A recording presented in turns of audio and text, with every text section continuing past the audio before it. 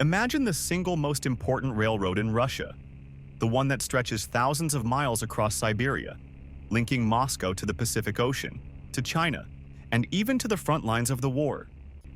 Now picture that line suddenly being blown apart, not just physically but politically, by one carefully placed homemade bomb.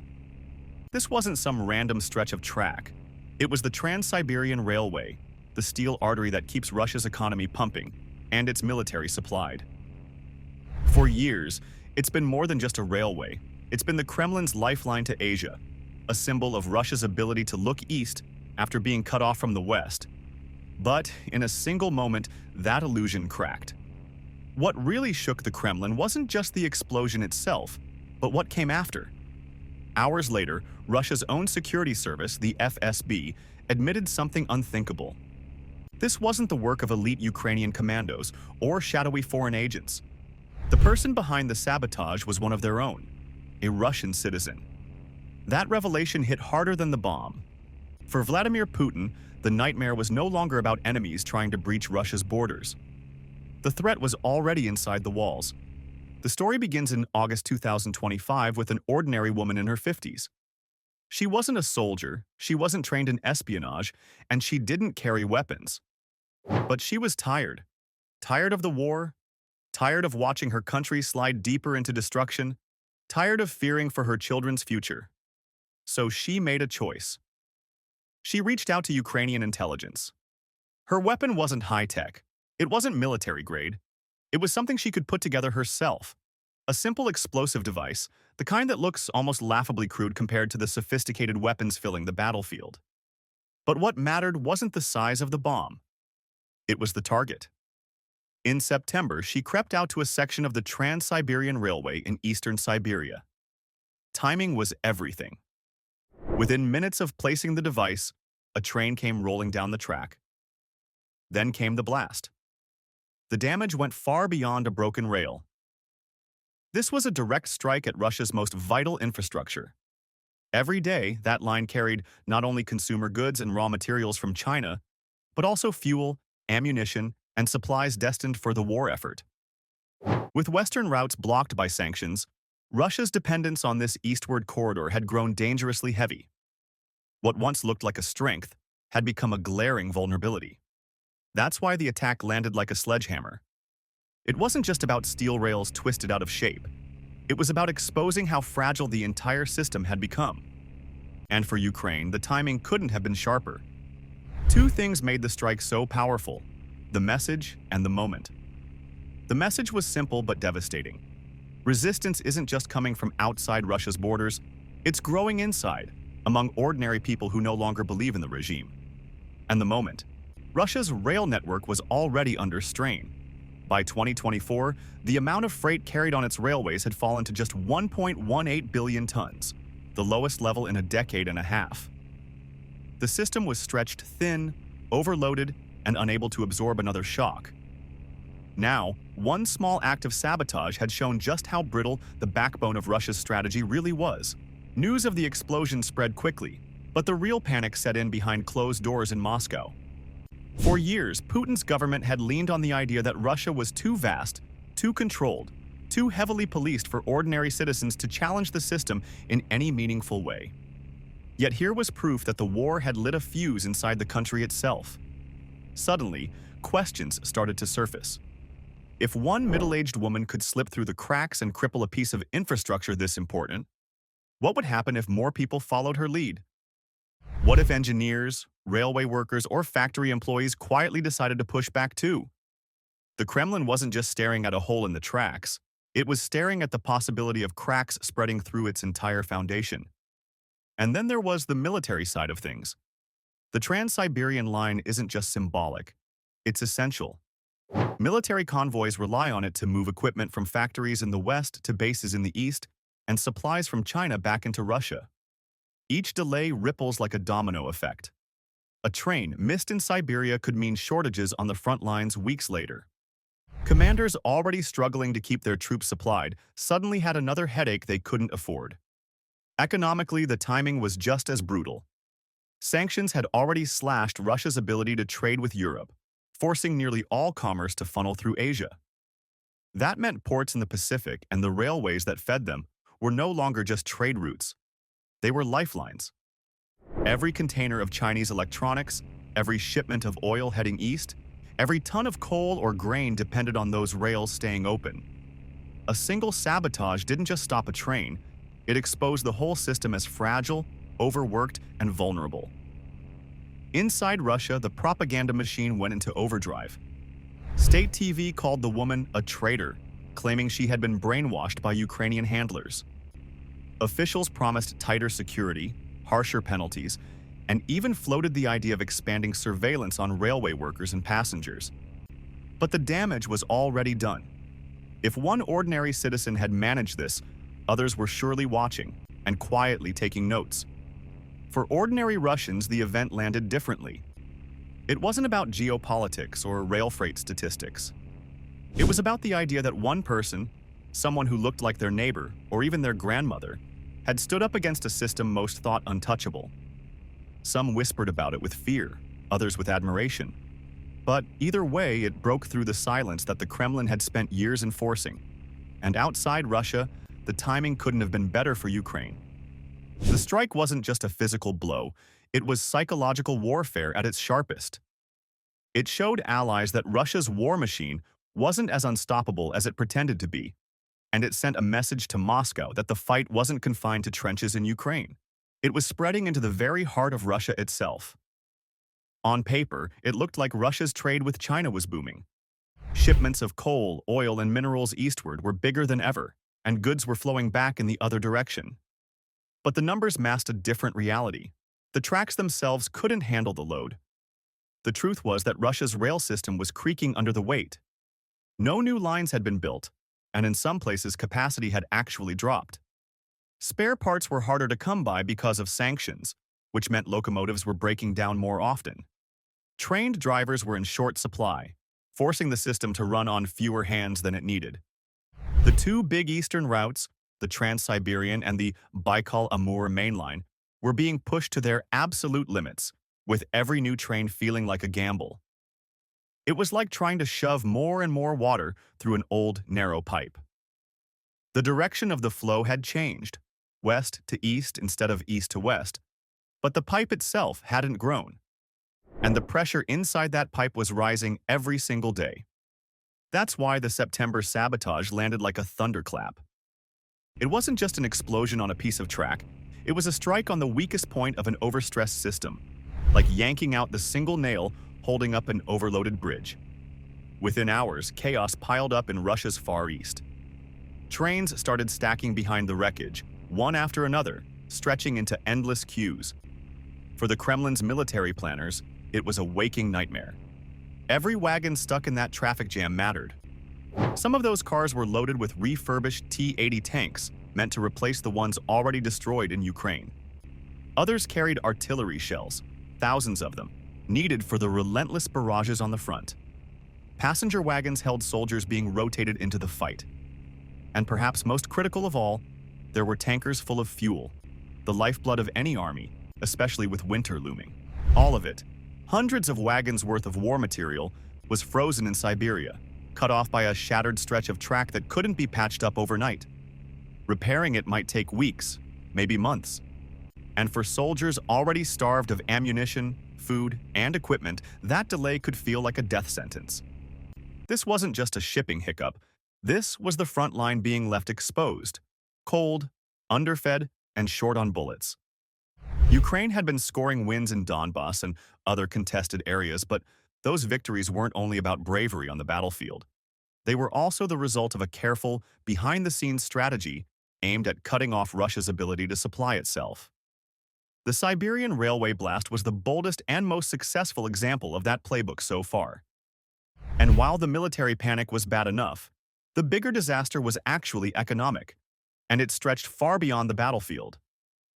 For 2 years, the Trans-Siberian had been the artery keeping Russia alive. When Europe slammed its doors shut with sanctions, Moscow bet everything on a pivot to Asia. That pivot wasn't just a slogan, it ran on steel rails. Billions of dollars of Russian exports, coal, oil, timber, metals, rumbled eastward to fuel China's industries. And in return, trains coming back were packed with the stuff Russia could no longer get anywhere else. Some of it looked civilian on the surface, chips for electronics, tools for machine shops, but those same components ended up inside tanks, drones, and missile systems. It was a two-way lifeline, raw resources out, technology in. And when the bomb went off in Siberia, it was as if someone had sliced through Russia's economic aorta. The flow stopped. The Kremlin not only lost the revenue it desperately needed to bankroll the war, but also the very building blocks required to keep the war machine running. A tank waiting for a part on the front line would now sit idle. A drone factory would miss its shipment of motors. And all the while, cash that Moscow was counting on from exports sat trapped in limbo. But the message wasn't just meant for Russia. It was also a signal to Beijing. China had been betting on this corridor just as much as Moscow had. Its factories had grown dependent on Russian raw materials. Its government had quietly tolerated sending back dual-use technology, equipment that could serve peaceful industries but also fuel Russia's war. Suddenly, that channel no longer looked reliable. On the surface, Beijing toasted the numbers. Trade with Moscow was setting new records, and Chinese companies were cashing in. But behind the scenes, officials in Beijing were quietly circling one-line item in red ink: corridor reliability. For China's logistics giants, the biggest selling point of the Trans-Siberian route wasn't cheapness, it was speed. Shipping by sea takes weeks. Trains across Siberia cut that down to days. The whole value of the corridor was measured not in rubles or dollars, but in hours saved. That's why sabotage, even a single incident, was so dangerous. One bomb doesn't permanently destroy the railway. Crews can patch up twisted steel and repair scorched sleepers. But the moment reliability is questioned, the advantage evaporates. If customers can't be sure their cargo will arrive on time, they'll take their business elsewhere, even if it costs more. Beijing keeps track of these moments like a cautious accountant scribbling footnotes in a ledger. Each disruption, each delay, each unexplained stoppage becomes another starred note at the bottom of the page. And over time, those footnotes add up. They'll show up later as lower bids in new pipeline talks, as reduced investment commitments, as Russia sliding down the priority list in Beijing's long-term trade planning. For Moscow, the sabotage forced a choice between two very different reflexes. If you've made it this far into the video, it means you're enjoying what we do here at Euro Bulletin. Take a second to hit that subscribe button so you don't miss more updates and insights from Europe and its partners. Let's dive in more into the subject. The first was technical, pragmatic, even rational. Fix the line fast, identify weak points and reinforce them. Stockpile spare parts so breakdowns don't halt operations. Deploy drones and thermal cameras to watch vulnerable stretches. Double the number of track patrols. Pay drivers and security staff better, maybe even offer perks to keep them loyal. Recalibrate the digital systems that monitor traffic flows and spread the load onto secondary lines like the BAM instead of pouring everything through one fragile artery. This path was about engineering and logistics, real solutions to real problems. But it came with a price tag Russia could hardly afford. Money, manpower, and modern tech were already in short supply. That's where the second reflex came in, and it was political rather than practical. Instead of fixing the root problems, the Kremlin reached for the tool it knew best: control the story. Inside Russia, the language of propaganda hardened overnight. Suddenly, anyone suspected of dissent could be branded a Ukrainian agent. Some were genuine cases, others were manufactured out of thin air. State media framed the sabotage not as a domestic act of desperation, but as evidence of foreign hands meddling in Russian affairs. Social media platforms came under tighter state control. Local voices who tried to share eyewitness accounts or independent reporting were silenced. Old Soviet-era habits were dusted off. Neighbors encouraged to inform on neighbors, workers pressured to spy on colleagues. Reward programs popped up for people who reported suspicious behavior. Meanwhile, the FSB and other security organs were handed sweeping new powers. Surveillance deepened in rail depots, repair shops, and even cafeterias where workers gathered. The message was clear. The enemy isn't just across the border. It could be standing right beside you. And so, rather than opening the system up to resilience, the state's instinct was to close society in on itself, wall by wall, suspicion by suspicion. In theory, Russia's response splits into two clean lines. One technical, one political. Engineers patch rails while propagandists patch narratives. But in a country as centralized and crisis-prone as Russia, those lines blur quickly. On the ground, repair crews work overtime under floodlights, hammering steel and welding joints. On television, anchors thunder about foreign agents and traitors. Track inspectors walk the rails with flashlights, while lawmakers announce new penalties with stern faces. The battlefield is both the railway and the evening news. History, however, tells us what happens when the balance tips. When resources aren't there, when engineers don't get the spare parts they need, when repair shops can't access new software, when underpaid workers lose motivation, the technical track falters. And when that happens, the political track takes over by default. But politics doesn't solve broken rails. It doesn't rebuild collapsed bridges. It simply buries problems beneath slogans and threats, making them invisible on screen but no less real on the ground. And logistics can't be hidden. Soldiers at the front know instantly when shells don't arrive. Factories stall when trains are late. Routes collapse when skilled engineers quietly walk away. A missing spare part can mean a tank sits useless, a defense line weakens, and an entire operation crumbles. That's why the Ukrainian perspective on this sabotage is so layered. To Kyiv, the benefits aren't one-dimensional. They ripple across several levels. The first layer is direct and immediate. Every disruption inside Russia's logistics network eases the strain on Ukrainian defenses.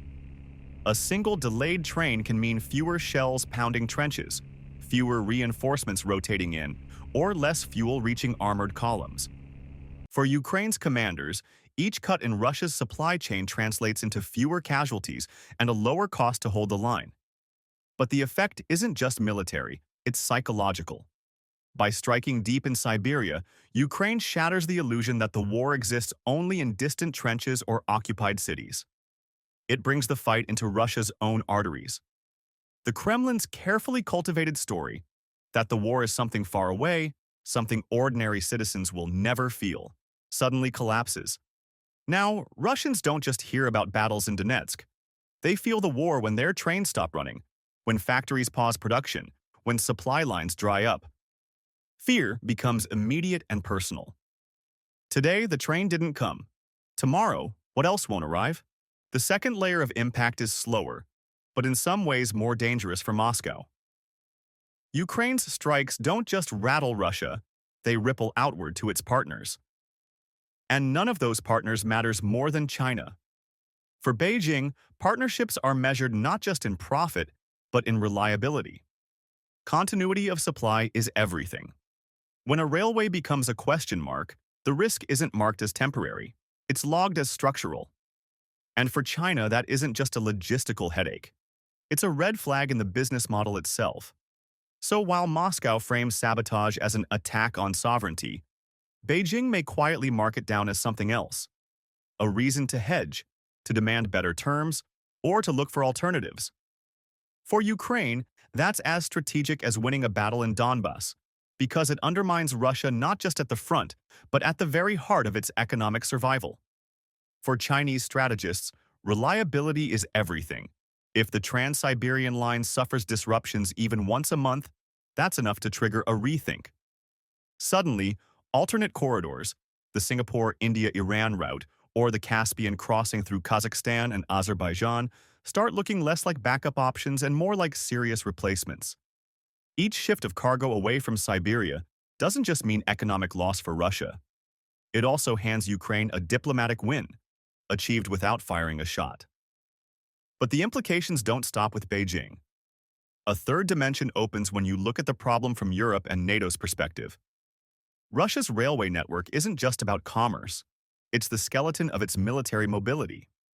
The ability to move divisions from Siberia or the Far East to the Ukrainian front, or even to the European border, depends heavily on those steel tracks. If the security of that network is compromised, Moscow's capacity to redeploy troops across its vast territory weakens dramatically. For NATO planners, that vulnerability changes the math. The speed of Russian redeployments has always been one of the factors shaping how fast NATO must react in a crisis. If Russia can shift forces across the country in 48 hours, NATO needs razor-thin readiness. But if sabotage and systemic disruption stretch that to a week, NATO suddenly has breathing room. Exercises in Lithuania, Poland, or Romania can be scripted with longer warning times, tighter defenses, and stronger deterrence.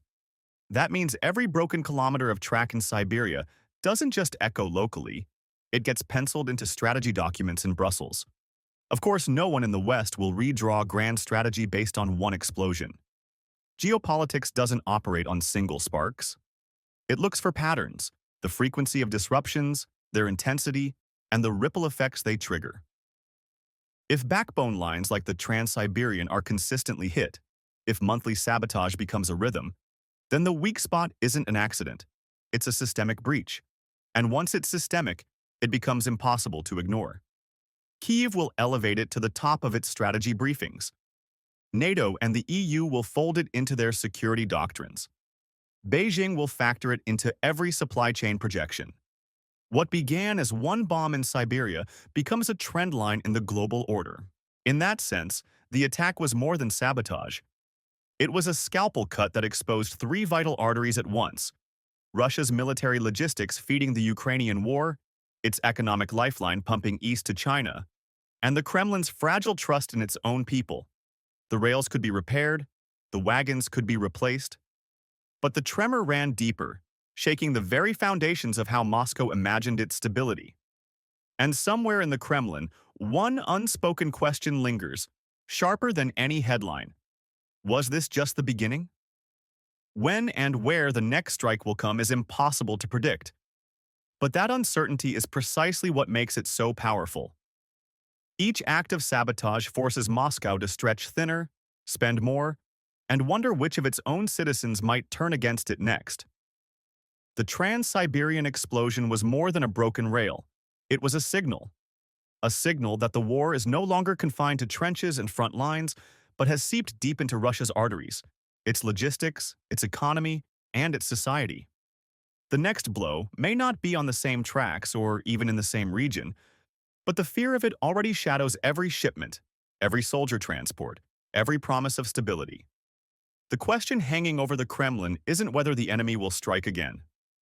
It's how long the system can withstand the pressure before another crack appears.